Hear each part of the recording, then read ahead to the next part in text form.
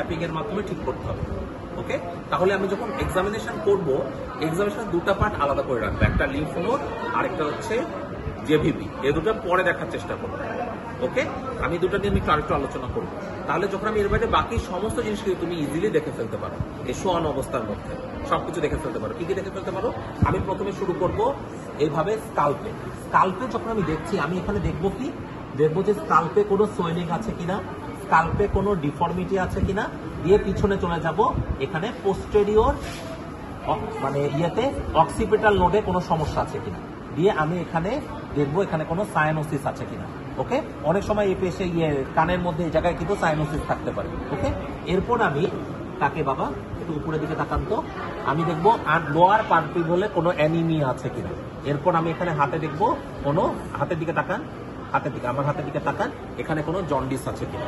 ওকে, এরপরে আমি যখন এটা কমপ্লিট করব, যে কানে একটু এখানে লাইট মেরে দেখে দিব কানের মধ্যে কোনো ডিসচার্জ আছে কিনা বা কোনো র্যাশ আছে কিনা, দুই কানে একটু লাইট মেরে এখানে দেখে ফেলতে হবে। এরপর নোজের মধ্যে, দুই নোজের সারফেসের মধ্যে লাইট মেরে দেখে নিতে হবে এখানে নেজাল কোনো সেপ্টাম ডেভিয়েশন আছে কিনা। আর অনেক সময় দেখবেন নাকের ভেতরের দিকে, নিচের দিকে গোল গোল করে থাকে, এগুলাকে বলে হাইপারট্রফিক ইনফেরিয়র টার্বিনেন্ট, এগুলো আছে কিনা।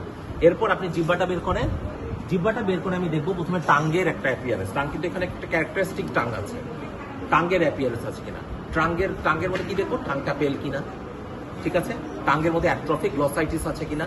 এখানে দেখো পেশেন্টের টাংটা বিপি টাং, জিহ্বা বের করে বিপি রেড টাং, তার মানে অ্যাট্রফিক গ্লসাইটিস আছে, নিউট্রিশনাল ডেফিসিয়েন্সি হতে পারে। এরপর আমি টাঙ্গের জিহ্বাটা নিচ করেন, আন্ডার সারফেসে কোনো ইকটেরিক আছে কিনা। এর পাশাপাশি টাঙ্গে আর লিপে সেন্ট্রাল সাইনোসিস আছে কিনা চেক করে দেখে ফেলতে হবে। ওকে, এরপর আমি একটু নেকটা চেক করে দেখবো, নেকে কোনো গ্রসলি কোনো অ্যাবনর্মালিটি আছে কিনা। তেমন কিছু দেখার নাই, কিন্তু আমি চেক করে একটু নেকটা ভালো মতো দেখবো। ওকে, আচ্ছা, এরপরে আইডিয়ালি যেটা করা উচিত, জেভিপি দেখা উচিত, কিন্তু জেভিপি আর তুমি লাস্টের দিকে দেখার চেষ্টা করো। জেভিপি দেখার সিস্টেম কি আমি বলে দিলাম, ওইভাবে জেভিপি দেখতে হবে। এবং জেভিপি চেক করার পরে একটা কাজ অবশ্যই করতে হবে। কি করতে হবে? আমাকে জিজ্ঞাসা করতে হবে এখানে কোনো ব্যথা আছে কিনা, এখানে ব্যথা আছে কিনা। এই জন্য এখানে যদি ব্যথা থাকে তাহলে কিন্তু আমি দেখতে পারবো না। কি দেখতে পারবো না? Hepato jugular difference. ওকে, যদি এখানে ব্যথা না থাকে আমি জিজ্ঞাসা করতে হবে আপনাকে এখানে কোনো ব্যথা আছে, বললো কোনো ব্যথা নাই, তাহলে আপনি একটু ওদিকে মাথা ঘুরান তো। আমি পেটে এখানে চাপ দিব, চাপ দিয়ে দেখবো যে নেক ভেসেল গুলো এনগর্সড হচ্ছে কিনা, নেক ভেসেল গুলোতে কোনো এনগর্সমেন্ট আছে কিনা। ওকে, যদি হেপাটোজুগুলার রিফ্লাক্সটা পজিটিভ হয়, নেক ভেসেল গুলো ফার্দার এনগর্সমেন্ট হবে। ওকে, না হলে এটা কিন্তু হবে না। আচ্ছা, এরপর আমি হাতে দেখবো, হাতে আমি কি দেখবো, দুই হাতগুলো দেখি। আমি হাতে ইন জেনারেল এখানে কোনো ক্লাবিং আছে কিনা দেখবো, এখানে কোনো স্পুনের মতো নেল আছে কিনা, লিউকোনাইকি আছে কিনা দেখবো, নেলগুলো হোয়াইট হয়ে যাচ্ছে কিনা, কোনো স্পুনের মতো আছে কিনা, কৈলোনাইকিয়া দেখবো, এগুলা হোয়াইট হয়ে যাচ্ছে কিনা দেখবো, এটা হচ্ছে লিউকোনাইকিয়া। এই তিনটা জিনিস দেখবা নেলের মধ্যে গ্রসলি। অনেক সময় নেল বেডে হেমোরেজ থাকতে পারে, স্প্লিন্টার হেমোরেজ। অনেক সময় নেল বেডে ইনফ্রাক্ট থাকতে পারে, নেল বেডে তোমার হচ্ছে গ্যাংগ্রিন থাকতে পারে, হাতের ফিঙ্গারগুলো, অনেক কিছু হতে পারে। তোমাকে এই সবগুলো হাতের মধ্যে দেখে ফেলতে হবে। এরপর আমি হাতটা এভাবে উল্টায় দেখবো, এখানে কি দেখবো, কোনো রকম ভিজিবল কোনো ওয়াস্টিং আছে কিনা, কোনো রকম পামার ইরাইডেম আছে কিনা, ওয়ার্ম সোয়েটি হ্যান্ড আছে কিনা। এই জন্য তোমাকে এটা এইভাবে একটু দেখে ফেলতে হবে। ওকে, তাহলে আমি প্রথমে কি করলাম, দুই নেলটা ভালো মতো এভাবে ইন্সপেক্ট করলাম। ইন্সপেকশনের মাধ্যমে আমরা ক্লাবিং আছে কিনা দেখলাম, কৈলোনাইকি আছে কিনা দেখলাম, লিকোনাইকি আছে কিনা দেখলাম, এই জায়গায় কোনো ওয়াস্টিং আছে কিনা দেখলাম। এখানে কিছুটা ডরসাল গাটারিং আছে, দেখো টেন্ডন গুলো গর্ত মতো ঢুকে গেছে না, দিস ইজ কল্ড ডরসাল গাটারিং। ওকে, এরপরে আমি এভাবে একটু এই জায়গাটা প্যালপেট করে নিব। কেন?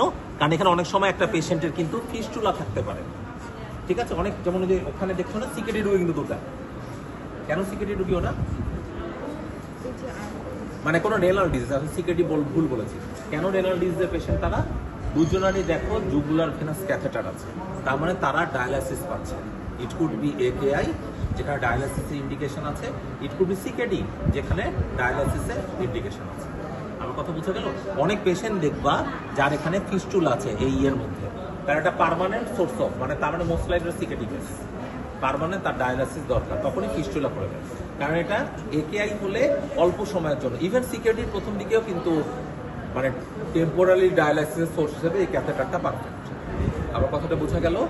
আচ্ছা, এরপর আমি কি করব, ধরো ক্লাবিং দেখলাম, ক্লাবিং এর পাশাপাশি তোমাদের একটা কাজ করতে হবে, দুই হাতটা এরকম করতে হবে ফর এনি শ্যামবত উইন্ডো টেস্ট। বাবা এরকম করেন তো। আমি যদি দেখি উইন্ডো প্রেজেন্ট, তার মানে ক্লাবিং না হওয়ার চান্স বেশি, হতে পারে এরপরও, কিন্তু না হওয়ার চান্সও আছে। দুই হাতটা এই জন্য আমাকে এইভাবে রাখতে হবে। ওকে, শ্যামব্রত জাস্ট লাইক দিস।